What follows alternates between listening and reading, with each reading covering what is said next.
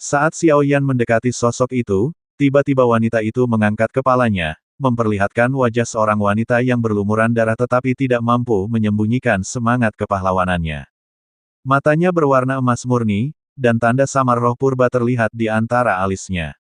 Xiao Yan, anggota klan roh purba, mengira akan membutuhkan waktu, atau bahkan sulit untuk menemukannya. Dia tidak menyangka akan secepat ini. Wanita itu tidak berbicara, melirik Xiao Yan, lalu menundukkan kepalanya dan mendengus dingin.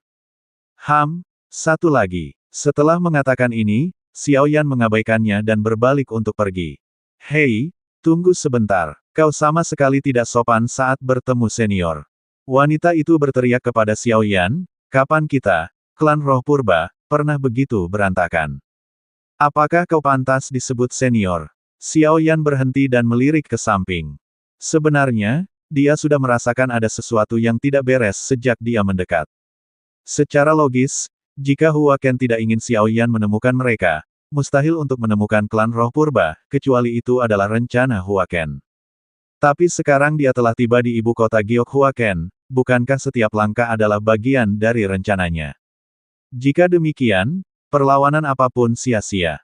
Kita hanya bisa mengikuti arus dan melihat apa yang direncanakan Hua Ken. Auramu bermasalah. Apakah karena tubuh klan Yuan Senku ini dirasuki?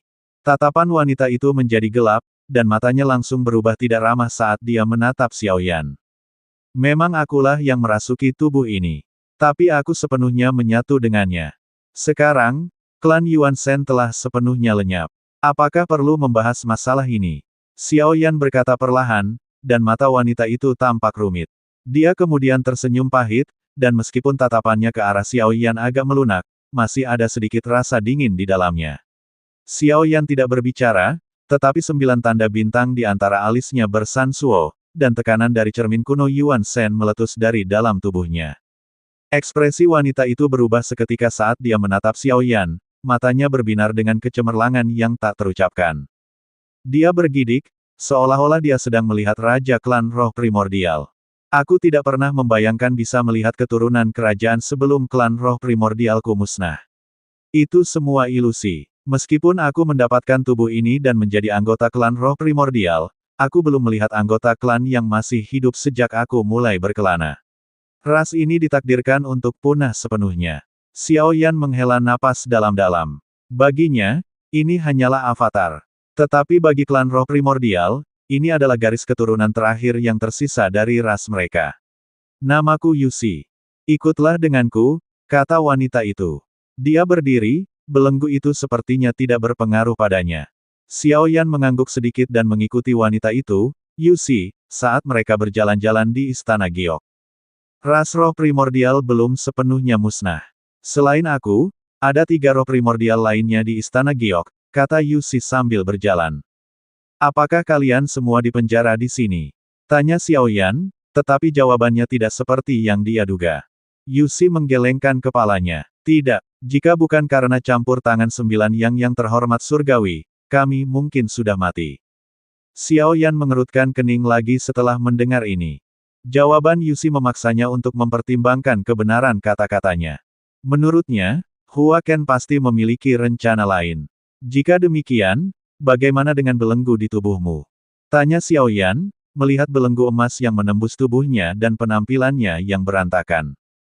Jalan kultivasi adalah jalan penderitaan, hanya dengan terus-menerus mengalami rasa sakit, tubuh fisik dapat menjadi lebih kuat. Saat Yusi berbicara, Xiao Yan bertanya-tanya apakah itu benar atau tidak. Jika dia adalah anggota klan roh primordial, itu memang mungkin. Dengan itu, belenggu di tubuh Yusi menghilang, dan auranya melonjak. Armor ketat muncul di tubuhnya, sangat sesuai dengan bentuk tubuhnya. Otot-otot Jiang Yuxi yang proporsional dan kekar terlihat jelas. Penampilan pucat dan berantakannya sebelumnya menghilang, seolah-olah dia telah dihidupkan kembali. Matanya yang berapi-api setajam mata elang. Xiao Yan sedikit terkejut, melihat wanita yang penampilannya telah berubah drastis, dia telah mengalami transformasi total. Menekan banyak pertanyaannya, dia mengikuti dengan cermat. Yusi jelas sangat familiar dengan kuil kitab giok putih. Melewati kuil, mereka akhirnya tiba di sebuah istana yang agak terpencil. Aula utama juga diukir dari giok putih. Tempat itu agak berantakan, dan gerbang giok yang tinggi perlahan terbuka. Bagian dalamnya luas tetapi remang-remang, dan 3 aura kuat dari roh purba, seperti kepala yang nyata dan marah, langsung menyerang indera Xiaoyan, memenuhi dirinya dengan kekuatan yang menekan. Xiaoyan melihat 3 sosok kekar, duduk bersila di bagian aula yang berbeda, masing-masing tank immerset dalam kultivasi mereka sendiri. Yang paling dekat dengan Xiaoyan adalah seorang lelaki tua berjanggut putih. Wajahnya tampak tua, tetapi tubuh bagian atasnya yang telanjang berotot dan keras seperti batu, kulitnya dipenuhi bekas luka lama yang saling bersilang. Bekas luka ini sepertinya sengaja ditinggalkan, darahnya bergejolak seperti tungku yang mengamuk. Auranya mendominasi dan berat, seperti gunung berapi yang siap meletus kapan saja. Untuk mencegah hal ini, dia melirik Xiaoyan dan mendengus dingin, sama sekali mengabaikannya. Ini karena aura Xiaoyan saat ini tersembunyi, dan dia belum melepaskan kekuatan avatar roh primordialnya. Yang kedua adalah seorang wanita tinggi dan montok, bersandar pada pilar raksasa. Kulitnya berwarna perunggu, tetapi matanya bersinar seperti emas. Rambut pendeknya terurai di punggungnya. Dia menatap Xiaoyan seperti seekor citah. Yang ketiga mengenakan jubah panjang. Ketika Xiaoyan melihat ke arahnya, dia perlahan mengangkat kepalanya. Di balik jubah hitam itu terdapat wajah tampan, halus dan cantik. Ekspresinya menunjukkan kelelahan dan kebingungan yang mendalam, matanya kosong, seolah-olah sebagian jiwanya telah lama lenyap bersama dunia yang luas. Tatapannya ke arah Xiaoyan sama sekali tidak bergerak, seolah-olah dia sedang melihat benda yang tidak penting. 3 wanita dan 1 pria. Xiaoyan segera menyadari hal ini. Dalam benaknya, ia langsung merasakan niat Hua Ken dan berpikir dalam hati, ini buruk. Ia segera bersiap untuk berbalik dan pergi. Namun, gerbang giok di belakangnya tiba-tiba tertutup dengan sendirinya. Yusi menatap Xiaoyan dengan ekspresi rumit, seolah menyimpan rahasia yang tak terucapkan. Apa maksudnya ini? Xiaoyan tidak terburu-buru. Ekspresinya sedikit gelap saat ia bertanya, klan Yuan Shen telah musnah.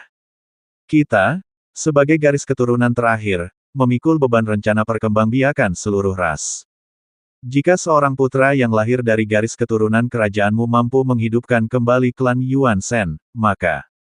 Yusi menatap Xiaoyan dan berkata. Zirahnya perlahan menghilang, dan ia berdiri di hadapan Xiaoyan. Emosi tidak lagi penting. Meskipun tubuh ini diambil darimu, demi klan saya memohon bantuanmu.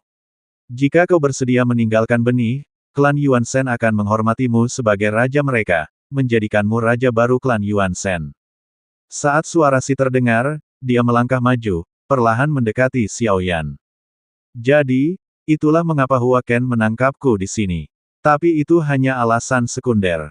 Alasan sebenarnya adalah jika klan roh primordial lahir di alam ilahi 9 langit, mereka akan berlipat ganda di dunia ini dan, seiring waktu, berkembang menjadi ras yang kuat.